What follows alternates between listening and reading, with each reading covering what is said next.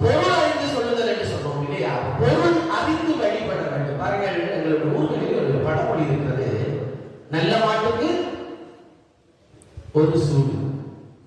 கேள்வி, அதுதான் நல்ல மாடு தானே, பிறகு சூடு வைக்கணும். நல்ல மாடுன்னு சொல்லியாச்சு, இப்ப நல்ல மாட்டுக்கு ஏன் சூடு வைக்க வேண்டும்? அப்ப பொருள் எங்கே போகிறது? நல்ல மாட்டுக்கு ஒரு சுவடு. ஒரு மாடு ஆரோக்கியமாக இருக்கிறதா, நோய்கள் இல்லாமல் இருக்கிறதா தெரிய வேண்டும் என்றால் அதனுடைய பாதம், அந்த குதி தரையிலே எந்த அளவுக்கு பதிந்து இருக்கிறது, சமமாக பதிந்து இருக்கிறதா என்று பார்த்தால் போதும். அந்த குழம்பு சரியாக பதிந்து இருக்கிறது என்றால் அந்த சுவட்டை வைத்துக் கொண்டு சொல்லலாம், அந்த மாடு ஆரோக்கியமான மாடு. இல்ல நாடு காலில் ஒரு சுவடு ஆழம் இல்லாமல் மெதுவாக அமர்ந்து இருக்கிறதா, அந்த மாட்டுக்கு ஏதோ ஒரு நோய் இருக்கிறது. அப்ப நல்ல மாடா இல்லையா என்பதை அதனுடைய சுவட்டை கொண்டு நாங்கள்